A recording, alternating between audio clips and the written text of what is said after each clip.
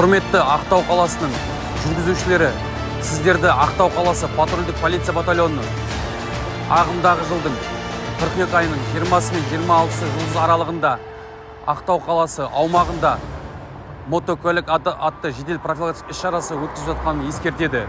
Осы іс-шараға байланысты мотокөлік жүргізушілерінен жол ережесін қатаң сақтау сұралады.